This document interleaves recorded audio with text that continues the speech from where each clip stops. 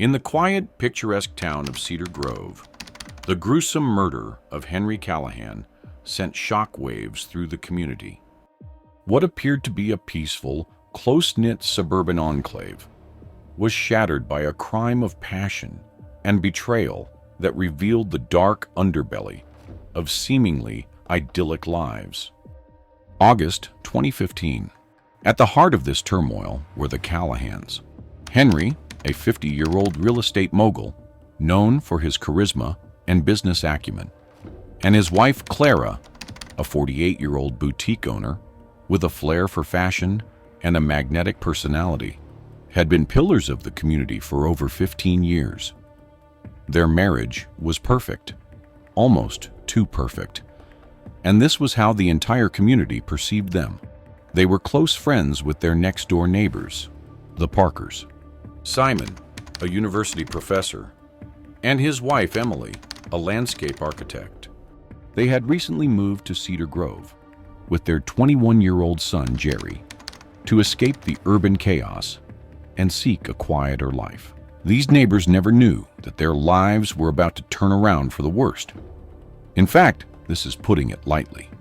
Their lives were about to crumble in such a way that it shook the entire community and even the country. Henry Callahan had always been an ambitious man.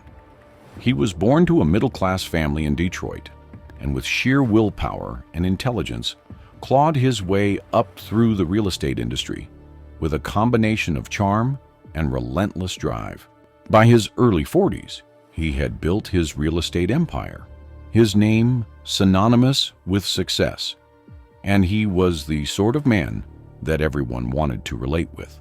Clara, on the other hand, came from a background of affluence. The daughter of a renowned author and a classical pianist, she grew up in an environment that valued culture and refinement.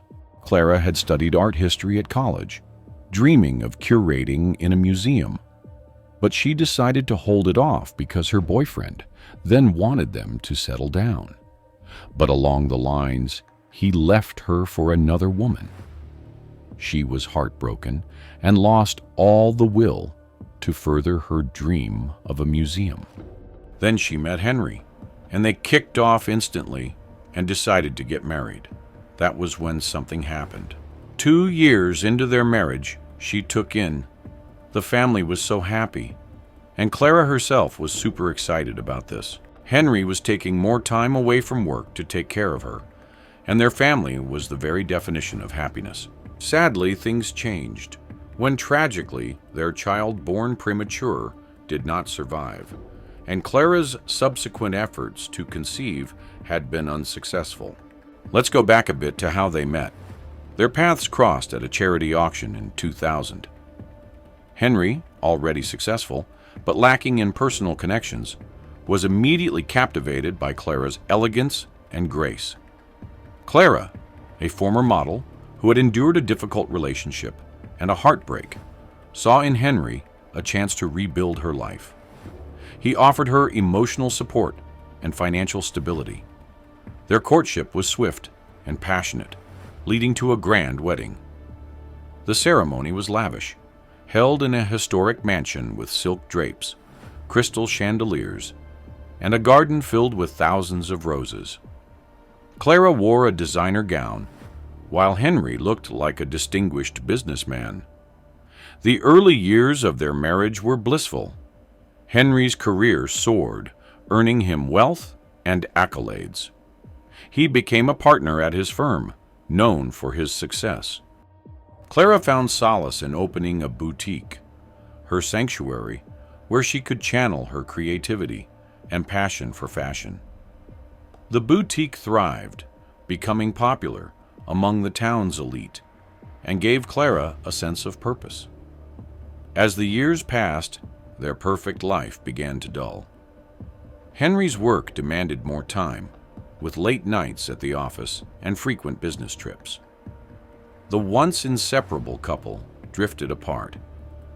Clara, feeling increasingly isolated, poured herself into her boutique.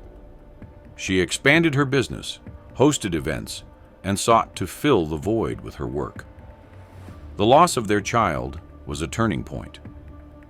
It was a silent wound that neither spoke of but both felt deeply. The nursery they had prepared remained empty, a constant reminder of their grief. The inability to conceive again added to the strain. Clara's dreams of a family faded, replaced by emptiness. She attended fertility treatments alone, enduring the emotional and physical toll in silence.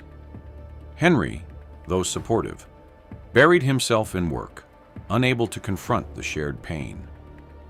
Their home, once filled with laughter and warmth, grew cold and silent. Clara would sit in the nursery for hours, surrounded by the unfulfilled promise of motherhood. Henry, when he was home, retreated into his study, drowning himself in work to escape the unbearable reality. Their conversations became brief, lacking intimacy. Clara's boutique sadly became a refuge from the emptiness of her home. She spent long hours there, finding temporary solace in the activity and creative projects. Yet, every evening, she returned to a house that felt increasingly like a stranger's home. The distance between them was palpable, a chasm neither knew how to bridge. Their shared grief and unspoken fears festered, creating tension in their lives. By the summer of 2015, the Callahans' marriage had become a shadow of what it used to be. To outsiders, they were still the golden couple. Henry was on the verge of closing a monumental deal that would solidify his status in the industry. Clara's boutique was flourishing, her designs gaining a loyal following. But behind closed doors, they were simply roommates. They were more like strangers. Conversations were sparse, focusing on schedules and social events. Physical intimacy had become rare, each touch a reminder of their unspoken grief and unmet expectations. Both Henry and Clara found it easier to maintain the illusion of happiness than to confront the chasm that had grown between them. Unbeknownst to them, this fragile balance was about to be disrupted in a way that would affect not just their lives, but the entire community of Cedar Grove.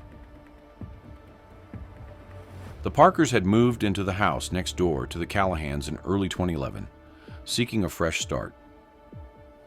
Simon, a distinguished literature professor, had taken a position at a nearby university, drawn by the promise of a quieter life away from the bustling city. Emily, a successful landscape architect, had embraced the move as an opportunity to bring her creative vision to new projects.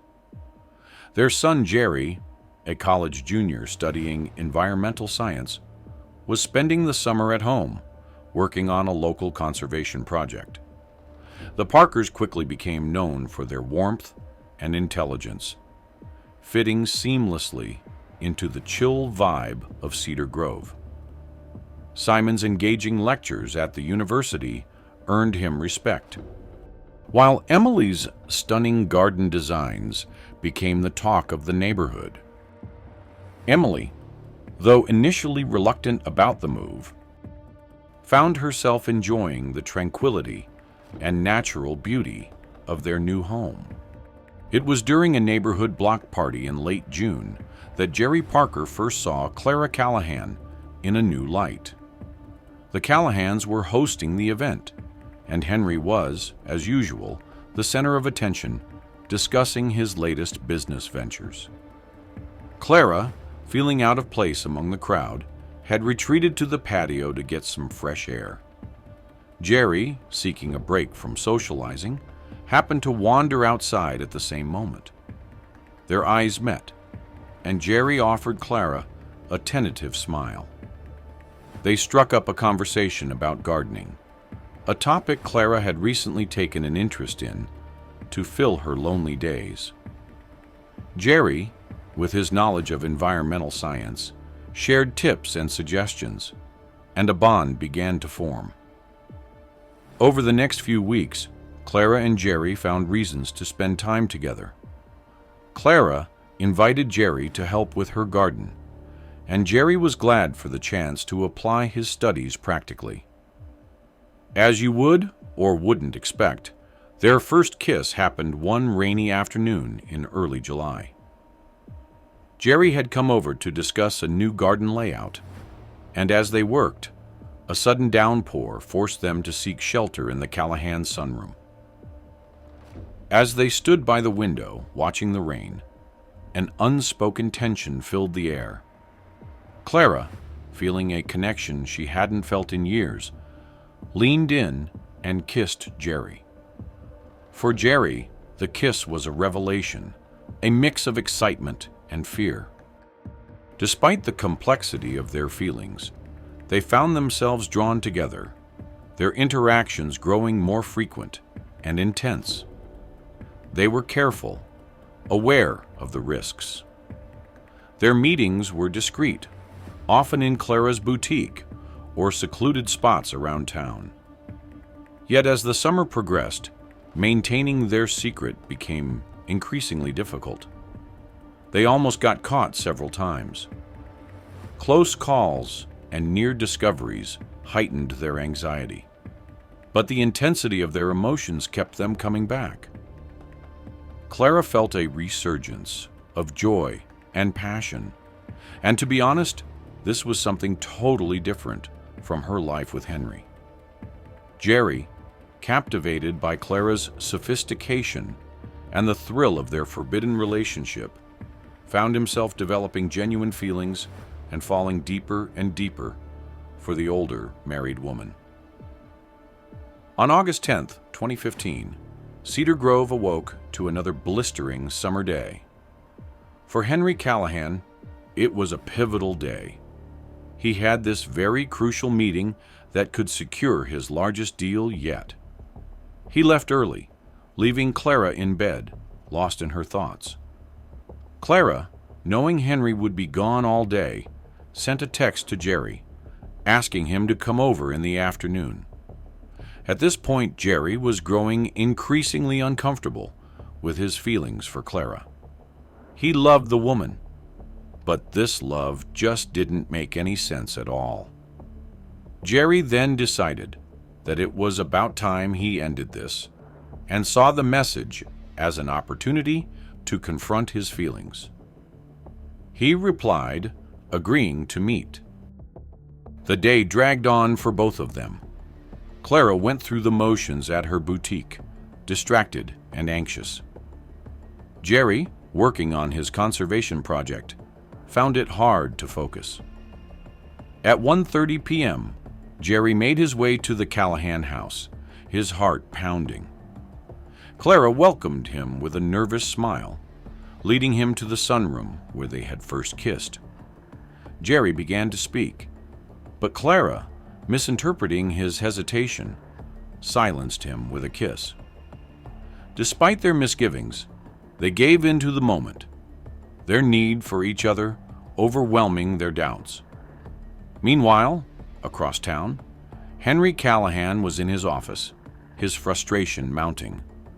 The numbers for his deal weren't aligning, and he knew he faced a long night of revisions and negotiations. Henry Callahan made a snap decision. He would go home, regroup, and collect his thoughts, and return to the office later to finish up before dinner. At 2:15 p.m., his car pulled into the driveway of their lakeside house in Crestwood. He noticed Jerry Parker's rusty truck parked a little way down the street, but thought nothing of it. Probably helping Clara with some errands, he mused as he unlocked the front door. The house was quiet, but something felt off. A half-empty glass of orange juice sat on the kitchen counter. This was very weird, because Clara didn't even like orange. Then he heard it, a muffled sound coming from upstairs. Frowning, he climbed the stairs, the noise growing louder as he approached the master bedroom. What he saw when he opened the door would be forever seared into his memory. His wife, the woman he had loved for 15 years, was in their bed with Jerry Parker, the 21-year-old neighbor's son, who he never thought was close to her. Henry's shock turned to rage. Before he could think, he lunged forward, shouting and asking what the hell they were doing. Jerry, in a panic, scrambled to get off the bed, knocking over the nightstand in the process. Clara screamed, trying to pull the sheets around herself. Henry's fury propelled him forward, and he grabbed Jerry by the collar, yanking him off the bed. Jerry struggled, gasping, pleaded with Henry that he could explain. But Henry was beyond reason, his fists flying.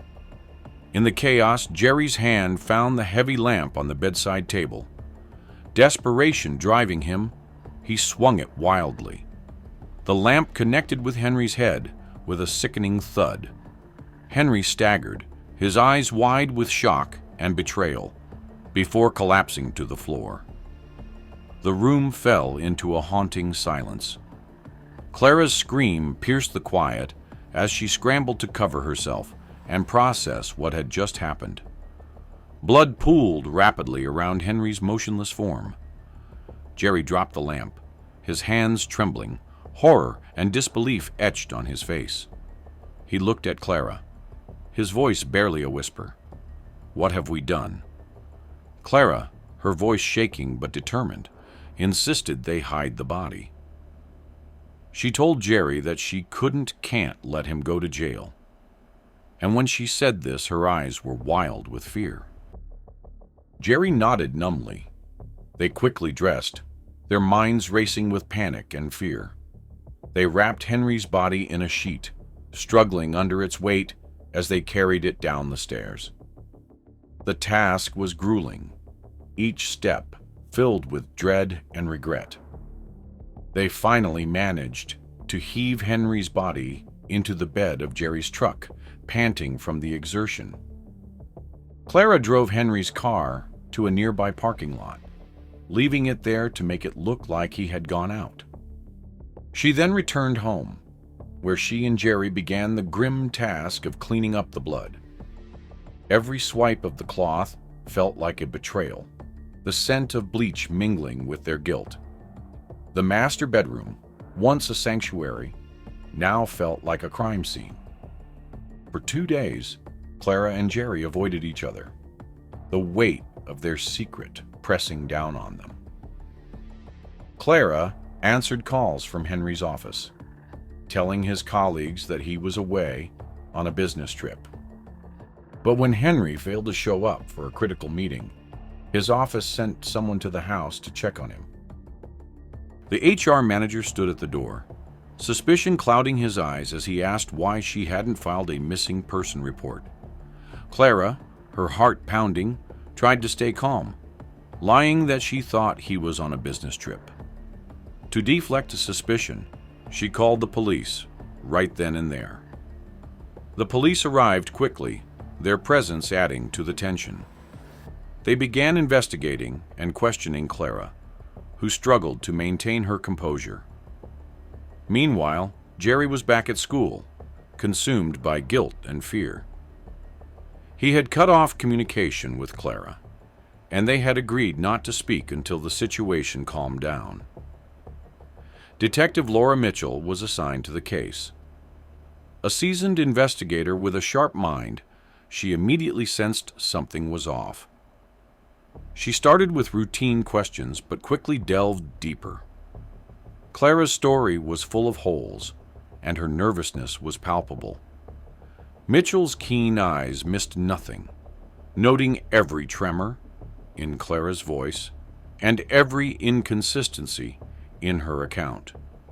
The case was becoming more complex, and the shadows of suspicion grew longer over Cedar Grove. Detective Laura Mitchell began her questioning, keenly observing Clara's every move. She asked Clara about the last time she saw her husband.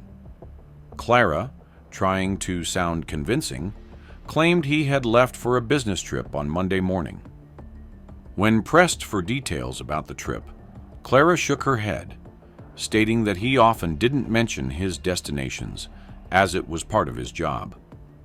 Mitchell nodded and made notes, requesting access to Henry's phone records and emails. Clara, feeling trapped, agreed. Over the next few days, the investigation intensified. Mitchell's team found nothing in Henry's phone and email records to indicate a business trip.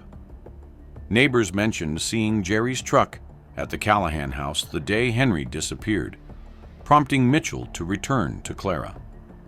When questioned about Jerry's truck, Clara lied, saying he was helping with some yard work. Mitchell, skeptical, noted the implausibility of yard work in the middle of a hot July afternoon, but let it slide for the moment, shifting her focus to Jerry Parker. Jerry, struggling with the memory of Henry's lifeless body, was approached by Mitchell at his school. When questioned about his presence at the Callahan house, Jerry repeated Clara's lie about yard work, his voice shaking. Mitchell, sensing his fear, didn't believe him. She suggested that coming clean would be better for him, but Jerry maintained his composure and insisted he knew nothing. Mitchell knew she needed more evidence. She called in forensic teams to the Callahan house, where they discovered traces of blood that had been hastily cleaned. Clara's story began to unravel further. Mitchell noted inconsistencies in Clara's timeline and her increasing anxiety. Despite Clara's efforts to maintain the facade, the pressure mounted. The breakthrough came from an anonymous tipster who had seen Clara and Jerry together frequently, their interactions suspiciously intimate. Mitchell investigated their relationship more deeply, uncovering secret emails and text messages that revealed the depth of their affair and their desperate attempts to keep it hidden. Confronted with the evidence, Clara's calm demeanor began to crack. When asked to explain the communications with Jerry, she tried to downplay their relationship as mere friendship, but Mitchell was relentless. The detective pointed out that friends don't exchange such messages and mentioned the blood traces found in the house. Clara stood her ground, insisting that Henry had left for a business trip. Mitchell turned her attention back to Jerry, who had been avoiding contact with Clara. She arranged for Jerry to be brought in for further questioning. Feeling the pressure, Jerry decided to hire a lawyer. During the interrogation, Mitchell laid out the evidence piece by piece, eroding Jerry's defenses. She mentioned the blood found in the house and the lack of a business trip, pressing for the truth. Jerry's silence, advised by his lawyer, spoke volumes. Forensic experts confirmed the blood evidence as Henry's. With mounting evidence, Mitchell obtained a search warrant for Jerry's truck, where they found fibers matching the sheets from the Callahan house and further blood traces. Henry's body was discovered in the nearby parking lot, hastily concealed. With irrefutable evidence in hand, Mitchell moved swiftly to arrest Clara and Jerry. Clara was taken into custody, her face a mask of resignation, while Jerry was arrested, his fate sealed by the overwhelming proof of their crime. The community of Cedar Grove was rocked by the scandal, the idyllic facade shattered forever. As the trial progressed, more secrets emerged. Henry's colleagues testified about his mounting stress and frequent arguments with Clara. Neighbors spoke of the tension they had sensed in the Callahan household. The jury faced a complex web of motivations and actions, each thread leading to the tragic climax. Clara took the stand, her composure cracking under the weight of her guilt. She admitted to the affair but insisted she never meant for Henry to die. She described the moments before Henry's death, explaining how Jerry, in a panic, had grabbed the lamp. Jerry, almost in tears, recounted the fateful day with a mixture of regret and sorrow. He described the confrontation with Henry, the struggle, and the moment he struck Henry in a blind panic. Jerry's parents sat in the courtroom, their faces etched with grief and disbelief. They listened as their son detailed how he had become entangled in Clara's life, and how his actions had led to Henry's death. They couldn't reconcile the image of their beloved son with the events that had transpired. Their sorrow was palpable, a stark contrast to the stoic facade Jerry tried to maintain. Mitchell's testimony was crucial. She outlined the investigation, the inconsistencies in Clara and Jerry's stories, and the forensic evidence that ultimately led to their arrests. She detailed the discovery of Henry's body, the fibers in Jerry's truck, and the blood traces in the Callahan house. Her methodical presentation painted a clear picture of guilt. The courtroom was tense as the jury deliberated for days. The weight of the decision was evident, the silence in the room almost unbearable, when the jury finally returned with a verdict. The foreman announced the decision. Jerry Parker, we find you guilty of second-degree murder. Clara Callahan, we find you guilty of being an accessory to murder. Clara was sentenced to 15 years in prison, while Jerry received a 25-year sentence. The community of Cedar Grove was left to pick up the pieces, forever changed by the events that had unfolded. Detective Mitchell, haunted by the case, couldn't help but wonder what might have been if different choices had been made. The Callahans and Parkers had been ordinary people, their lives intertwined in ways no one could have predicted. The tragedy that struck was a stark reminder of how fragile the facade of normalcy can be. In the quiet aftermath, Cedar Grove struggled to return to its peaceful existence. The shadow of the Callahan case loomed large, a constant reminder that even the most idyllic communities can harbor dark secrets. The Parker family, shattered by the revelations and the loss of their son to the prison system, became reclusive, their pain a testament to the far-reaching consequences of the tragic affair. The Callahan house, once a symbol of success and harmony, stood empty, a silent witness to the life that once thrived within its walls.